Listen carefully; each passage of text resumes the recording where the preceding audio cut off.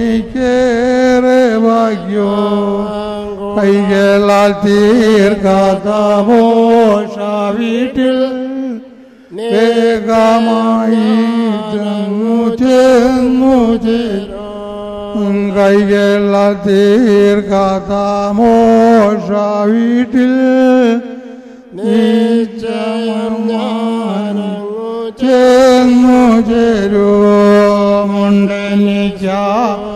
ഒരു മോശ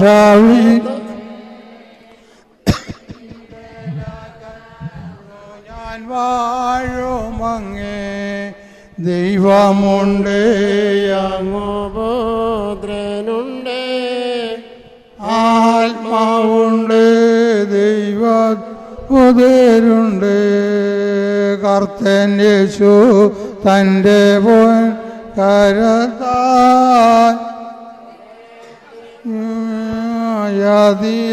യതിലെന്നെയെന്ന് കർത്തൻ യേശു തൻ്റെ പൊൻ കരത്താൽ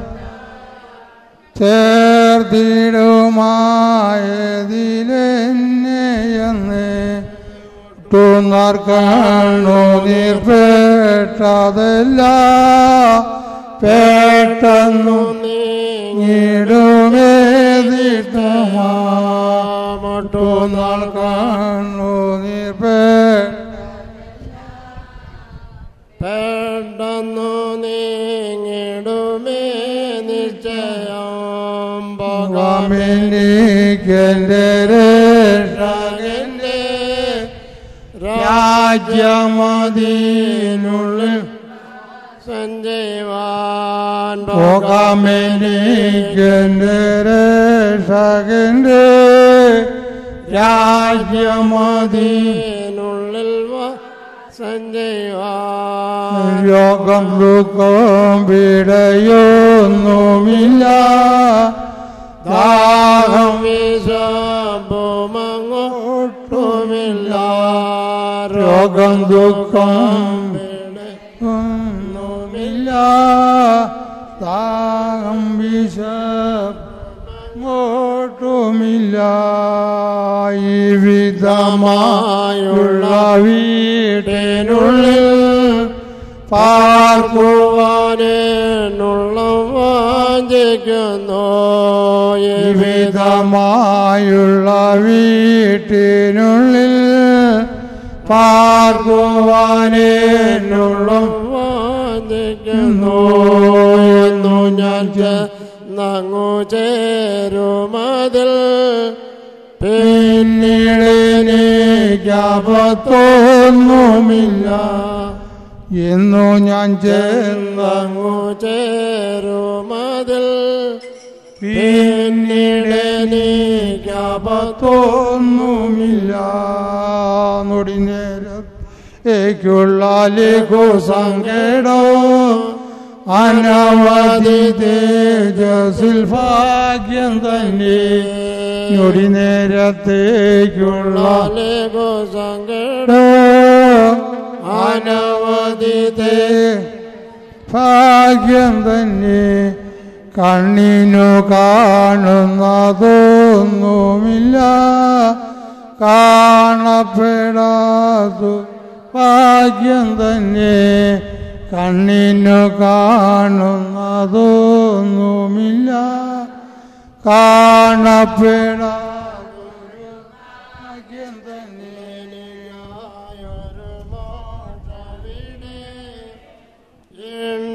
ണ്ടലകന്നു ഞാൻ വാഴുമങ്ങേ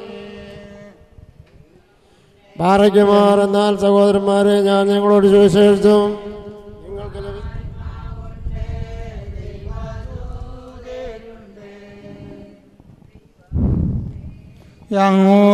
യങ്ങുപുത്രനുണ്ട് ആത്മാവുണ്ട് ദൈവദൂതരുണ്ട് ഭാഗ്യമാലെന്നാൽ സഹോദരന്മാരെ ഞാൻ ഞങ്ങളോട് സുവിശേഷിച്ചു നിങ്ങൾക്ക് ലഭിച്ചു നിങ്ങൾ നിൽക്കുന്നു നിങ്ങൾ വിശ്വസിച്ചതുമായ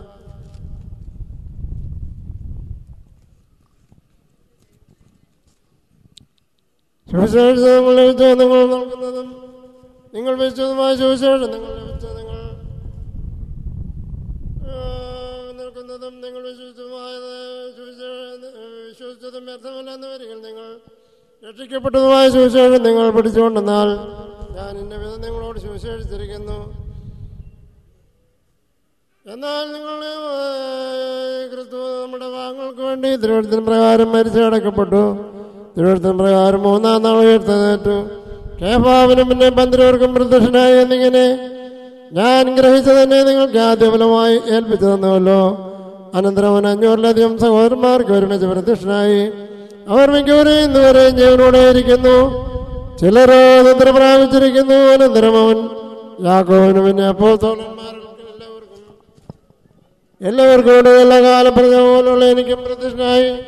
ഞാൻ അപ്പോസ്തലന്മാരിൽ ഏറ്റവും ചെറിയവനല്ലോ. ദൈവസഭയെ ഉപദ്രവിച്ചതിനാൽ അപ്പോസ്തലൻ എന്ന പേരിന് യോഗ്യനുമല്ല എങ്കിലും ഞാനാകുന്നു ദൈവയാലാകുന്നു. എന്നുള്ളവന് ദൈവകൃപ വ്യർത്ഥമായതുമില്ല. അവരെല്ലാവരെക്കാളും ഞാൻ അത്യന്തം അധ്വാനിച്ചിരിക്കുന്നു. എന്നാൽ ഞാനല്ല, എന്നോടുകൂടെയുള്ള ദൈവകൃപയത്രേ. ഞാനാകട്ടെ ഒരാകട്ടെ കൊണ്ട് ഞങ്ങൾ പ്രസംഗിക്കുന്നു. ഇവണ്ണം നിങ്ങൾ വിശ്വസിച്ചിരിക്കുന്നു. ക്രിസ്തു മരിച്ചു ഉയർത്തെഴുന്നേറ്റു എന്ന് പ്രസംഗിച്ചു വരുന്ന അവസ്ഥയ്ക്ക് മരിച്ചവരുടെ പുനരുദ്ധാനമില്ല എന്ന് നിങ്ങൾ ചിലർ പറയുന്നത് എങ്ങനെ?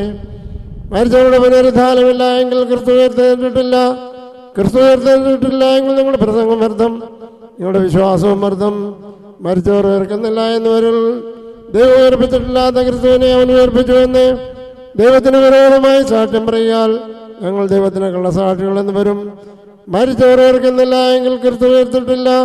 ക്രിസ്തു ഉയർത്തിട്ടില്ല എങ്കിൽ നിങ്ങളുടെ വിശ്വാസം വ്യർത്ഥമത്രേ. നിങ്ങളിന്ന് നിങ്ങളുടെ പാവങ്ങളിൽ തന്നെ ഇരിക്കുന്നു. ക്രിസ്തുവിൽ നിന്ന് നിദ്ര കൊണ്ടുവരും നശിച്ചുപോയി. നാം ഈ ആയുസിൽ മാത്രം ക്രിസ്തുവിൽ പ്രത്യാശ വെച്ചിരിക്കുന്നുവെങ്കിൽ സകല മനുഷ്യരും അരിഷ്ടന്മാരത്രേ.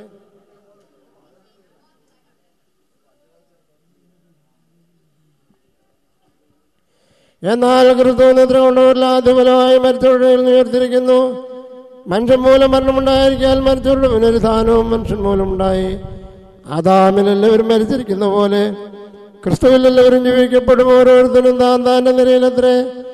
ആദ്യഫലം ക്രിസ്തു, പിന്നെ ക്രിസ്തുവിനുള്ളവർ, പിന്നെ അവൻ്റെ വരവെങ്കിൽ അവസാനം വന്നേ അവൻ എല്ലാ വാഴ്ചകൾക്കും അധികാരത്തിനും ശക്തി നീക്കം വരുത്തിയിട്ട് രാജ്യം പിതാവായ ദൈവത്തെ ഏൽപ്പിക്കും.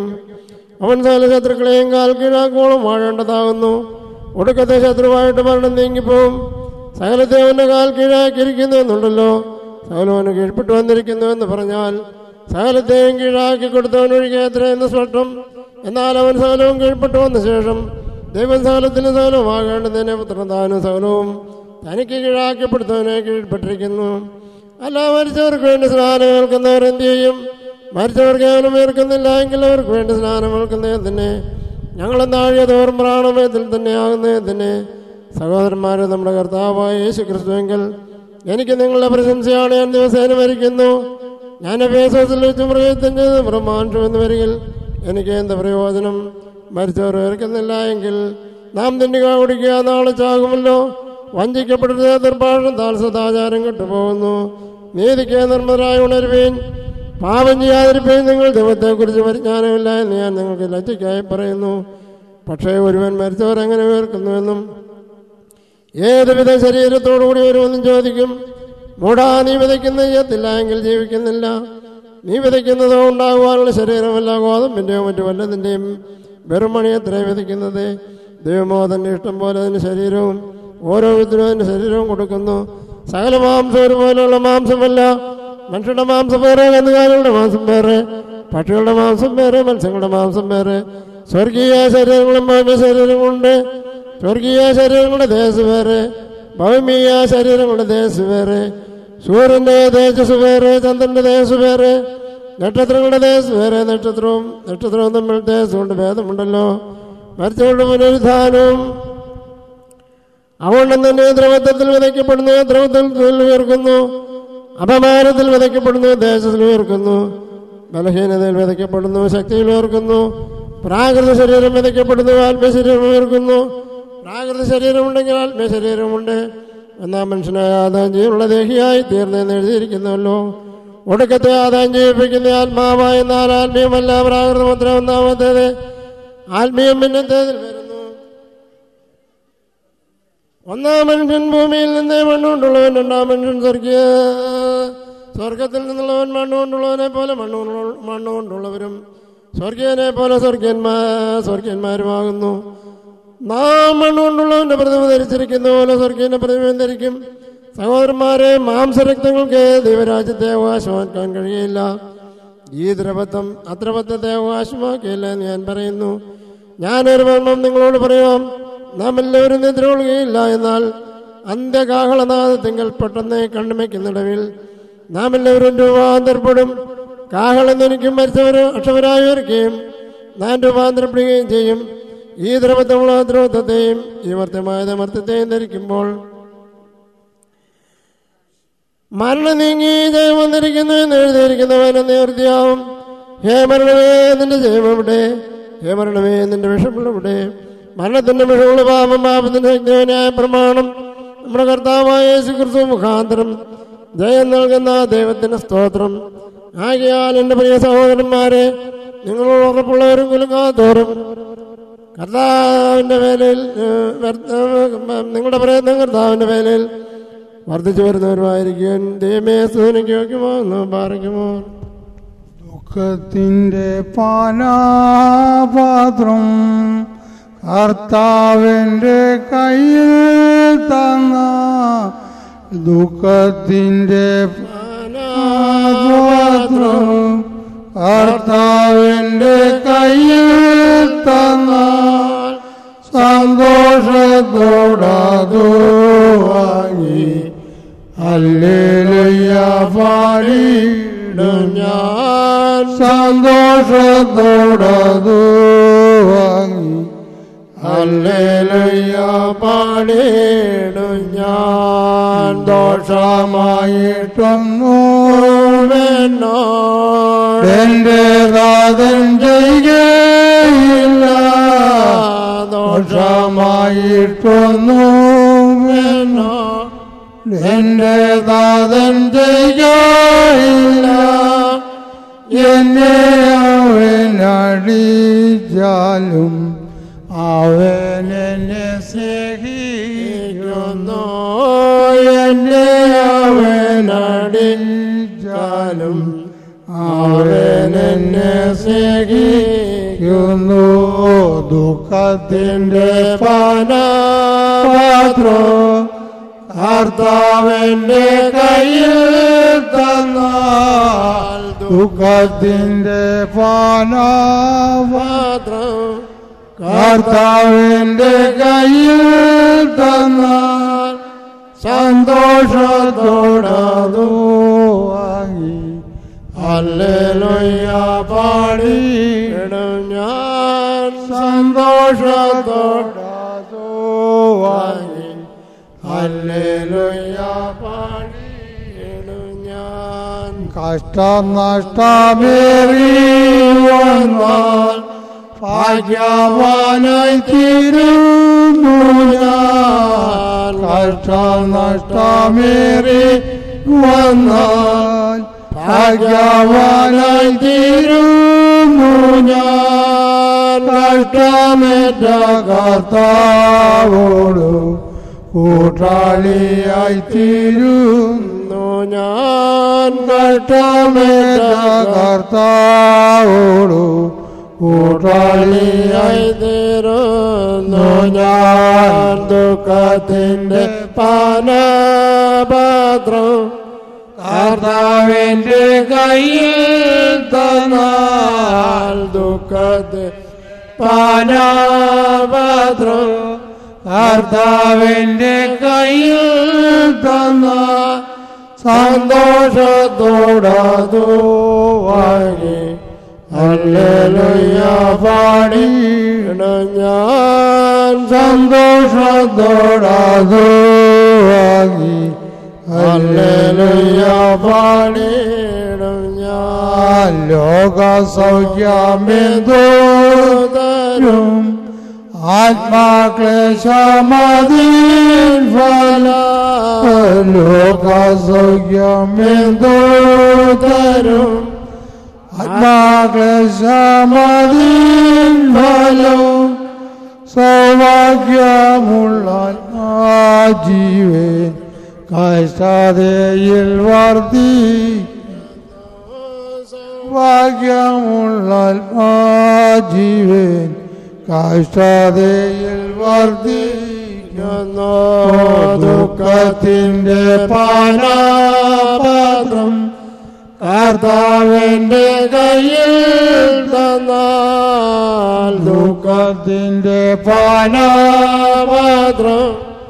കർത്താവിൻ്റെ കയ്യിൽ തന്ന സന്തോഷത്തോടതു വാങ്ങി ഹല്ലേലൂയ പാടിയിടും ഞാൻ സന്തോഷത്തോടതു വാങ്ങി ഹല്ലേലൂയ പാടി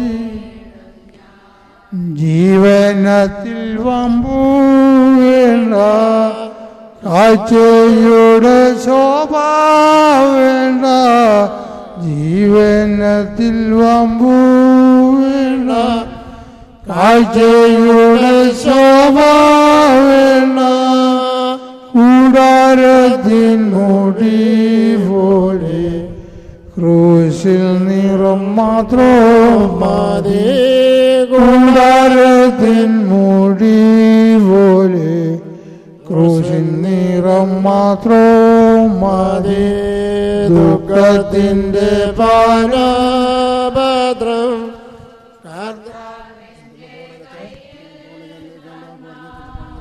ദുഃഖത്തിൻ്റെ പാനപാത്രം കർത്താവിൻ്റെ കയ്യിൽ തന്ന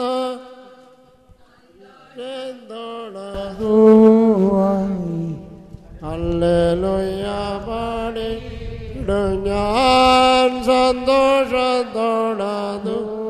വാങ്ങി ഹല്ലേലൂയ പാടിയിടും ഉള്ളിലെനിക്കെന്തോ സുഖം തേജാസേറും കേരുകൾ ഉള്ളിലെനിക്കെന്തോ സുഖം തേജാസേറും കേരുകൾ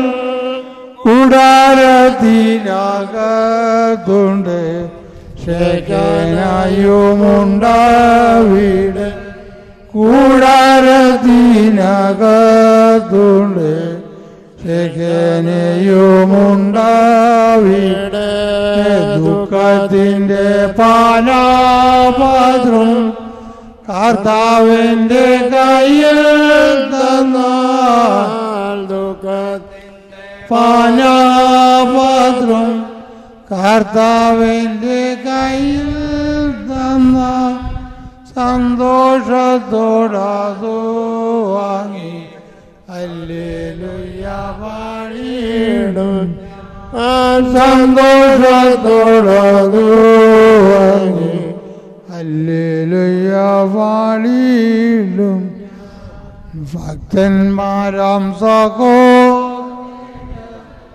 വിളക്കുപോൽ കൂടെയുണ്ട് ഭക്തന്മാരാ സഹോദര വിളക്കുപോൽ കൂടെയുണ്ട് പ്രാർത്ഥനയിൽ ധൂപമുണ്ട് മേശാമേലെൻ്റെ അപ്പമുണ്ട് പ്രാർത്ഥനയിൽ ധൂപമുണ്ട് മേശാമേലെൻ്റെ അപ്പമുണ്ട് ദുഃഖത്തിൻ്റെ പാനപാത്രം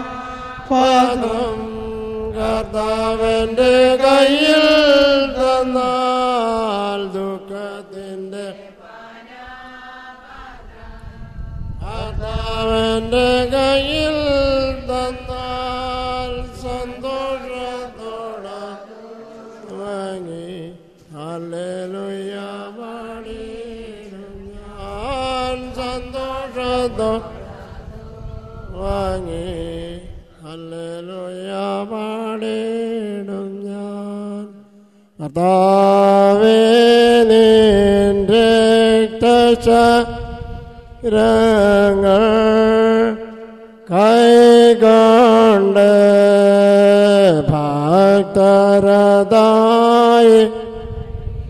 ചേർക്കരുളണമേ നല്ലോർമ്മ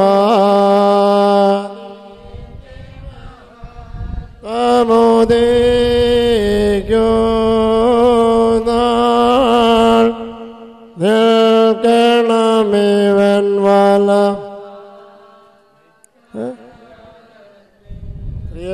ദൈവത്തിൻ്റെ മഹത്വം ഉണ്ടാകട്ടെ.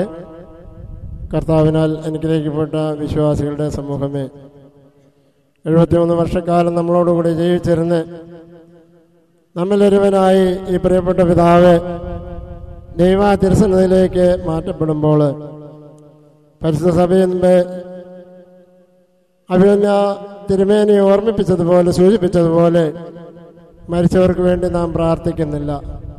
എന്നാൽ വാങ്ങിപ്പോയവർക്ക് വേണ്ടി നാം പ്രാർത്ഥിക്കുന്നുണ്ട്.